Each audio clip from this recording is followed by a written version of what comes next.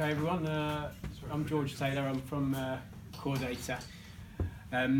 We're essentially a company that solves problems caused when people can't get fibre into buildings. So we use wireless to do things quickly at high bandwidth, I suppose. So that's my sort of day-to-day thing. We've got our own ISP kind of network in Sheffield, and then we do point-to-point networks all over the rest of the country. My own background in wireless and ISPs, I mean, I've been in the ISP industry for about 15 or 16 years. I actually put up, the first wireless link I put up was in Manchester, actually. It was to link Altrincham Crematorium back to Sale Town Hall. And I just remember it being particularly interesting trying to align a radio through a working output of a crematorium chimney. Yes, fun times. So I'm not going to talk too much about technology. You've probably heard quite a lot about that tonight. I'm going to talk a bit more about use cases and a bit about hedgehogs. Right. Will this play? Can you? Yeah, I'll stop it.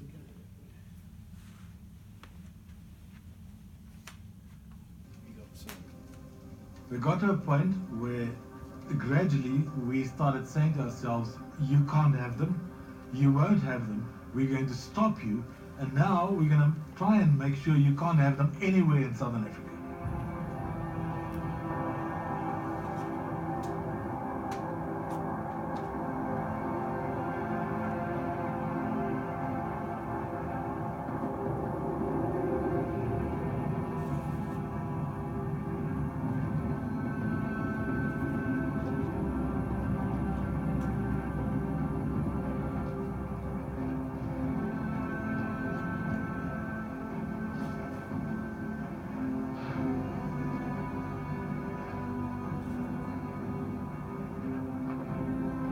The rhino has become one of the key species that is becoming endangered due to poaching throughout Africa, but now especially in South Africa. Up until now, poachers have been increasing in numbers and they've become more militarized with weapons, and so of course we've had to do the same. This is not sustainable. The only way to do this better is to bring in technology and things that they do not have. So the first thing people wonder is, why are you collaring animals that aren't rhino? The Wildlife Protection Program aims to protect rhino populations by using mega herbivores as a sentinel to detect poaching activity within a reserve. If a poacher enters an area, it's more likely to come across an impala than a rhino, and so these animals will then behave differently, and as soon as there's a change in their behavior, we'll be able to detect where exactly a poacher is, when he entered, and where he's intending on going.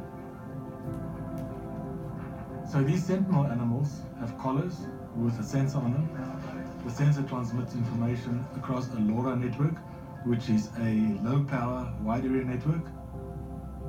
What we're looking at is the sensor collecting the data on the animal that gets back to the 3G network onto the IBM IoT platform. That data is then analyzed real time for the specific patterns we're looking for. Well, because the project works with IBM, MTN, as well as Wageningen University, each person has a different way of accessing this information depending on the use of that information. So I find it useful to know where the animals are so I can plan my experiments. And all of that can be referred to as the latest evolution in the use of technology called the Internet of Things. We immediately saw the potential between that application and our very strong, our biggest asset, network out in Africa, how we could partner to provide a superior solution from anything that's out there. I think if I look at the Internet of Things, it's doing that in every ecosystem, around every single problem. Whether it's a business challenge that we're trying to solve in industry, whether it's a conservation issue that we're trying to solve in this case. Technology has become an integral part of conservation. Using technology, we are able to do far more and outcompete our competitors to ensure the survival of animals. But this project is very different to what people have been undertaking up until now. Most people have been reactive. This project being proactive allows us to catch the poachers well in advance before they even get close to rhino, hopefully saving animals' lives and our staff in the process.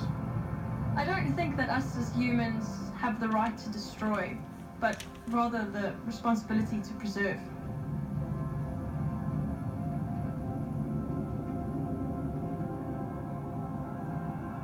So I just wanted to play you that because I thought it's a bit different from something that shows you that a bin's full or temperature, stuff like that. It's a bit more kind of emotive, I suppose. That's in Africa. Does anyone know how many rhinos are actually left? So about... Three northern rhinos, but no, just normal ones, not the white ones. I think it's about 29,000, something like that.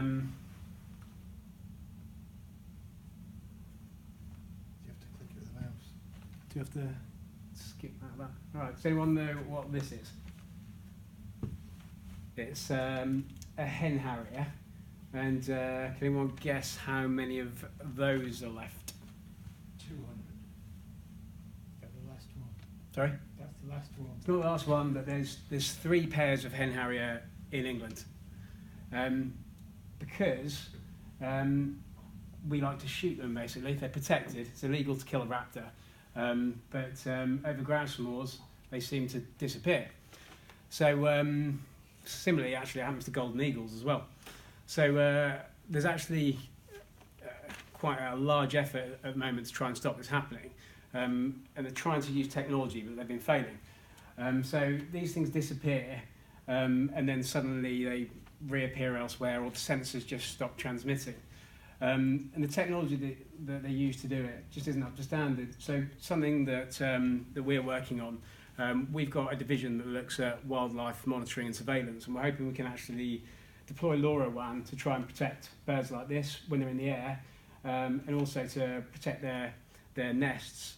Think of the sentinel example of the impala. We can do similar sort of things. So that's something where we'd love to engage with people, the sort of hack space and things like that, to try and find new innovative ways that we can actually use that technology. Hedgehogs.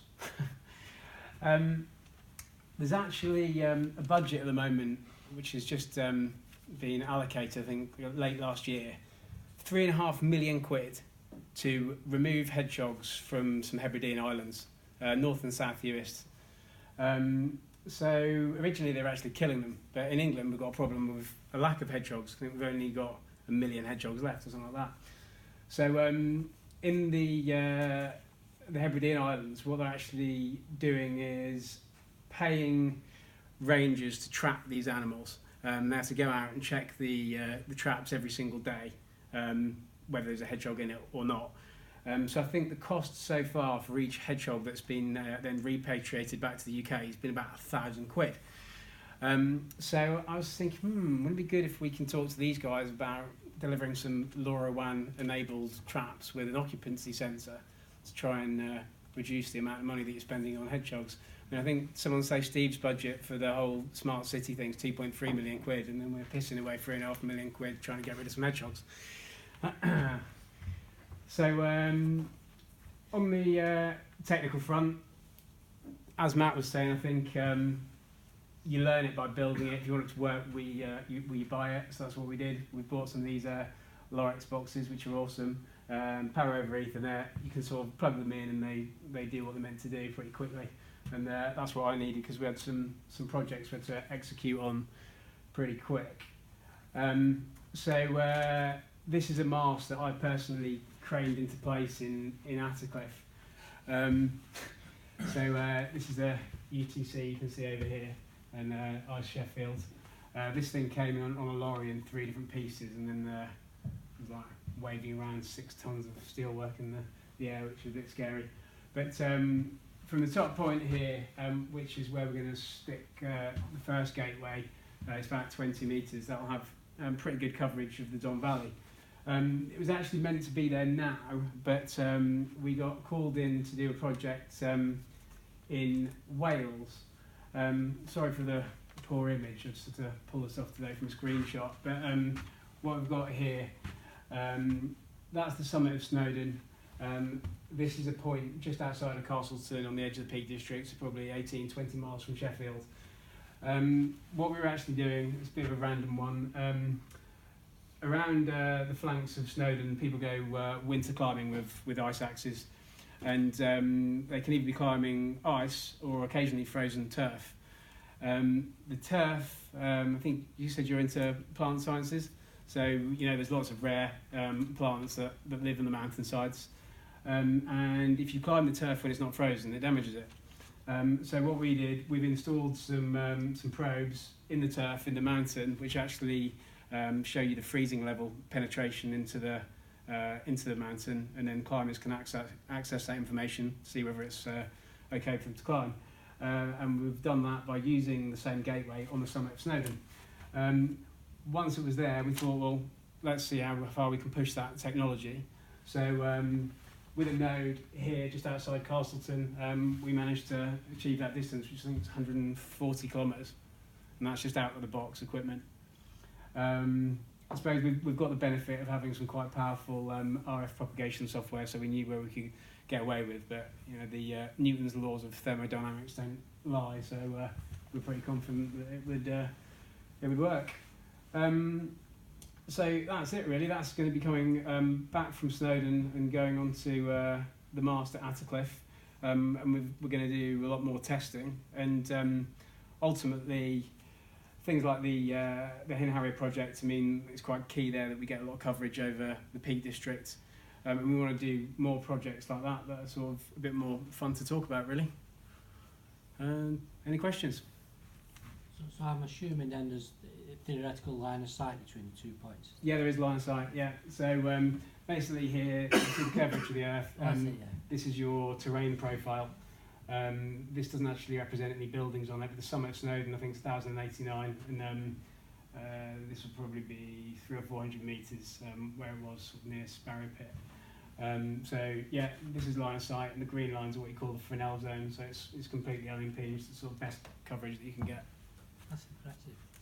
But I think it can do a lot further than that. I mean, I've heard rumoured it can do over 600 kilometres if you had the height. Does it take more power to do with it? We've got around about 752 kilometres with LoRa around the Things network. Yeah, I mean, that's impressive. You don't want to be doing that because it's very inefficient as far as network. Yeah, no, absolutely.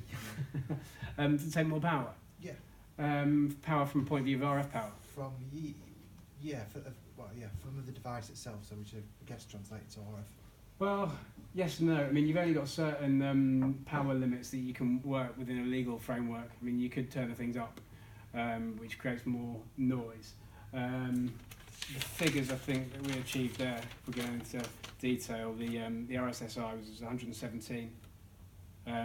Those devices can actually pick up a signal at minus 157, which is, it's incredible. It'd be like me whispering something and you hearing it in Chesterfield. It's very capable kit. It just shows that in a city like this, we've got the coverage. It's buildings that are going to block it, and we've just got to get as dense coverage as we can, working with each other, with getting different gateways to talk, I suppose. George, how are you powering the Mr. probes? How we're powering them? Yeah. With little LiPo packs. Okay, so battery. Yeah. I mean, not leaching or anything. Sorry. Not leaching. Or no. Anything. So. Differences or anything like that. No, that would be clever, wouldn't it? I mean, I think that's something we've got to look at more from a longevity point of view. I mean, this was for a specific project. I mean, because it would be good if it could be a permanent installation and we do it on cliffs all over the place. I mean, Snowdon's a particular hotspot just because of the popularity of it, and it's very easy for people to get there and go climbing there, and it's getting wrecked. Thank you very much, John. Cool, thanks.